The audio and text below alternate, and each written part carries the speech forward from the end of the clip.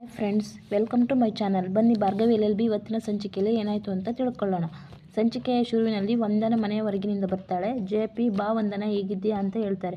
ವಂದನ, ನಾನು ಚೆನ್ನಾಗಿದ್ದೀನಿ, ನೀವು ಹೇಗಿದ್ದೀರಾ ಅಂದಾಗ JP, ನಾನು ಚೆನ್ನಾಗಿದ್ದೀನಿ ಅಂತಾನೆ. ಇಲ್ಲಿಗೆ ಬೃಂದ ಬರ್ತಾಳೆ. ಅಯ್ಯೋ, ನಿಮಗೆ ಯಾರೂ ಏನೂ ಕೊಟ್ಟಿಲ್ವಾ ಕುಡಿಯೋಕೆ, ಇರಿ ನಾ ತಗೋಬರ್ತೀನಿ ಅಂದಾಗ JP, ಬೃಂದ, ನೀ ಹೋಗೋ ಅಗತ್ಯವಿಲ್ಲ, ಅದಕ್ಕೆ ಅಂತ ಮನೆ ಕೆಲಸದವರು ಇದ್ದಾರೆ, ನಿಮಗೆಲ್ಲ ಒಂದು ಸರ್ಪ್ರೈಸ್ ಇದೆ ಅಂತ JP ಹೇಳ್ತಾರೆ. ಏನು ಶಿವ ಅದು ಅಂತ ಶಕ್ತಿ ಕೇಳ್ತಾರೆ. ಆಗ ಪೂರ್ಣಿಯವರು ಡೈನಿಂಗ್ ಟೇಬಲ್ ಹತ್ರ ಇರ್ತಾರೆ. ಆಗ JP ಚುಟ್ಕಿ ಹೊಡೆದು ಎಲ್ರಿಗೂ ಜಸ್ಟ್ ಜ್ಯೂಸ್ ತಗೋಬಾ ಅಂತ JP ಹೇಳಿದಾಗ ತರ್ತೀನಿ ಯಜಮಾನ್ರೆ ಅಂತ ಪೂರ್ಣಿಮಾ ಹೇಳ್ತಾಳೆ. ವಿಕ್ಕಿ, ವಾಯ್ಸ್ ಎಲ್ಲೋ ಕೇಳ್ದಾಗಿದೆಯಲ್ಲ. ಈ ಕಡೆ ಪೂರ್ಣಿ ಜ್ಯೂಸ್ ತಗೋಬರ್ತಾಳೆ. ಪೂರ್ಣಿಯವರನ್ನು ನೋಡಿ ವಿಕ್ಕಿ ನಗ್ತಾನೆ. ಆಗ ವಂದನನ ನಗೋಕ್ಕೆ ಶುರು ಮಾಡ್ತಾಳೆ. ಆಗ ಎಲ್ಲರೂ ಜ್ಯೂಸ್ ಗ್ಲಾಸ್ನ ತಗೋತಾರೆ. ವಂದನ ಜ್ಯೂಸ್ ಗ್ಲಾಸನ್ನು ನಿಧಾನಕ್ಕೆ ಎತ್ಕೊಳ್ಳೋಕ್ಕೆ ಶುರು ಮಾಡ್ತಾಳೆ. ಆ ಜ್ಯೂಸ್ ಗ್ಲಾಸ್ನ ಕೊಟ್ಟು ಪೂರ್ಣಿ ಹೋಗ್ತಾಳೆ. ಆಗ JP, ನಿಂತ್ಕೋ, ಎಲ್ಲ ಜ್ಯೂಸ್ ಕುಡಿದು ಮೇಲೆ ಗ್ಲಾಸ್ ತಗೊಂಡು ಹೋಗುವಂತೆ ಅಂತಾನೆ. ಆಗ ಪೂರ್ಣಿ ತಲೆ ಅಲುಗಾಡಿಸ್ತಾಳೆ. ಅದನ್ನು ಬೃಂದ ನೋಡಿ ನಗ್ತಾ ಇರ್ತಾಳೆ. ಆಗ ವಿಕ್ಕಿ, ಅಮ್ಮ ಮಹಾತಾಯಿ, ಎಷ್ಟು ದಿನ ಆಯಿತು ನೋಡಿ ನಿನ್ನ. ಹೌದು, ಮನೆಯಲ್ಲಿ ಎಲ್ಲ ಹೇಗಿದ್ದಾರೆ, ಅಂಕಲ್ ಹೇಗಿದ್ದಾರೆ ಅಂತ ವಿಕ್ಕಿ ಕೇಳ್ತಾನೆ. ಆಗ ವಂದನ ಬೌ ಅಂತ ಮನೆ ಕಾಯ್ತಾ ಇರ್ಬೋದು ಅಂತಾಳೆ. ಆಗ ಬೃಂದ ಎಲ್ಲ ನಗ್ತಾರೆ. ಆಗ JP, ನೀನು ಮನೆ ಕೆಲಸದವಳು, ನಿನ್ನ ಗಂಡ ಹುಚ್ಚ, ಆದರೆ ನಿನ್ನ ಮಗಳು ಸಮಾಜದಲ್ಲಿ ನಮ್ಮ ವಿರುದ್ಧ ಕೇಸ್ ನಡೆಸೋ ಲಾಯರ್, ಬಹಳ ಚೆನ್ನಾಗಿದೆ ನಿಮ್ಮ ಕಾಂಬಿನೇಷನ್ ಅಂತ ಶಕ್ತಿ, JP ಎಲ್ಲ ನಗೋಕ್ಕೆ ಶುರು ಮಾಡ್ತಾರೆ. ಈಗ ನಿಮ್ಮಿಬ್ಬರ ಪರಿಸ್ಥಿತಿ ಹೀಗಿದೆ, ನಿನ್ನ ಮಗಳಿಗೂ ಸ್ವಲ್ಪ ಬುದ್ಧಿ ಹೇಳು ಅಂತ ಶಕ್ತಿ ಹೇಳ್ತಾಳೆ. ಅವಳನ್ನು ಮನೆ ಕೆಲಸಕ್ಕೆ ಹಾಕ್ಕೊಳ್ಳೋಣ ಬಿಡಿ ಡ್ಯಾಡಿ. ಆಯಿತು ಮಗನೇ, ನೀ ಹೇಳಿದಂಗೆ ಆಗಲಿ ಅಂತ ಬೃಂದ ಸಮೇತ ನಗ್ತಿರ್ತಾರೆ. ಅವಳನ್ನು ಕೈಕಾಲು ಮುರಿದು ಮೂಲೆಗೆ ಕೂರಿಸ್ತೀನಿ ಅಂದಾಗ ಇದನ್ನೆಲ್ಲ ಕೇಳಿ ಪೂರ್ಣಿಗೆ ಭಯ ಶುರುವಾಗುತ್ತೆ. ಇನ್ನೊಂದು ಕಡೆ ಕಬೋರ್ಡ್ ಓಪನ್ ಮಾಡಿ ದುಡ್ಡನ್ನು ಕೈಲಿ ಎತ್ಕೊಂಡು ಶಾಕಿಂದ ನೋಡ್ತಿರುವಾಗ ಅದನ್ನು ನೋಡಿದ ಕಲ್ಪನಾ ಕೈಲಿದ್ದ ಕಾಫಿನ ಕೆಳಗಡೆ ಬೀಳಿಸ್ತಾಳೆ. ಎಲ್ಲಿಂದ ಬಂತು ಈ ದುಡ್ಡು? ಇದಾ ಮನೆಯಲ್ಲಿ ಎಲ್ಲೆಲ್ಲೋ ಇಟ್ಟಿದ್ದು ದುಡ್ಡು, ಇವತ್ತು ಮನೆ ಕ್ಲೀನ್ ಮಾಡಿದ್ನಲ್ಲ ಸಿಕ್ಕಿಬಿಡ್ತು ಅಂತಾಳೆ. ಆಗ ಕಲ್ಪನಾ ಹತ್ತಿರಕ್ಕೆ ಬಂದ ಭಾರ್ಗವಿ, ನಾನು ಲಾಯರ್, ನನ್ನ ಹತ್ರ ಸುಳ್ಳು ಹೇಳ್ತೀರಾ? ಮನೆಯಲ್ಲಿ ಕ್ಲೀನ್ ಮಾಡಿದ ಮೇಲೆ ದುಡ್ಡು ಸಿಗಬೇಕಂದ್ರೆ 100-200 ಸಿಗೋದು, ಇಲ್ಲಿ ನೋಡಿ 1000 ಗಟ್ಟಲೆ ಇದೆ. 100 ರೂಪಾಯಿಗೆ ಕಷ್ಟಪಡೋ ನಾವು 1000 ಗಟ್ಟಲೆ ಸಿಕ್ಕಿದೆ. ಅಮ್ಮ ಎಲ್ಲಿ ಅಂತ ಭಾರ್ಗವಿ ಕೇಳ್ತಾಳೆ. ಅತ್ತಿಗೆ ದೇವಸ್ಥಾನಕ್ಕೆ ಹೋಗಿದ್ದಾರೆ ಅಂತ ಕಲ್ಪನಾ ಹೇಳ್ತಾಳೆ. ನೋಡಿ ಅತ್ತೆ, ಅಮ್ಮ ನೋಡಿದರೆ ಬೆಳಗ್ಗೆ ಹೋದರೆ ಸಂಜೆ ಬರ್ತಾರೆ, ಈಗ ನೋಡಿದರೆ ಬೀರುಲಿ ದುಡ್ಡು ಸಿಕ್ಕಿದೆ. ಅಮ್ಮ ಎಲ್ಲಿ ಅಂತ ನೀವೇ ಹೇಳಿದರೆ ಸರಿ. ಭಾರ್ಗವಿ ಕೇಳ್ತಾಳೆ. ಇದನ್ನೆಲ್ಲ ನಿಜವಾಗ್ಲೂ ದೇವಸ್ಥಾನಕ್ಕೆ ಹೋಗಿರೋದು ಅಂತಾಳೆ ಭಾರ್ಗವಿ. ದೇವಸ್ಥಾನಕ್ಕೆ ಹೋಗಿ ಭಜನೆ ಮಾಡಿದ್ದಕ್ಕೆ ದೇವ್ರು ಇಷ್ಟೊಂದು ದುಡ್ಡು ಕೊಟ್ಟನಾ? ಆಗ ಕಲ್ಪನಾ ಮನಸ್ಸಲ್ಲೇ ಇಷ್ಟೊಂದು ಸಿಟ್ಟಾಗಿದ್ದಾಳೆ.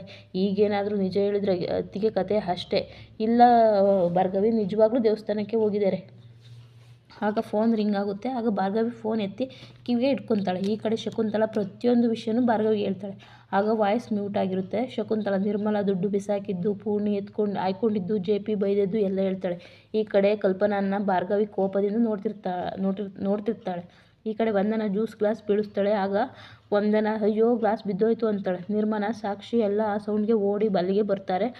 ನಿರ್ಮಲಾ, ಬಿಡು ವಂದನ, ನಮ್ಮನೆ ಕೆಲಸದವರು ಕ್ಲೀನ್ ಮಾಡ್ತಾರೆ ಅಂದಾಗ ರುದ್ರಾಗೆ ಬೇಜಾರಾಗಿ, ಇಲ್ಲ ನಾನೇ ಕ್ಲೀನ್ ಮಾಡ್ತೀನಿ ಬಿಡಿ ಅಂತಾಳೆ.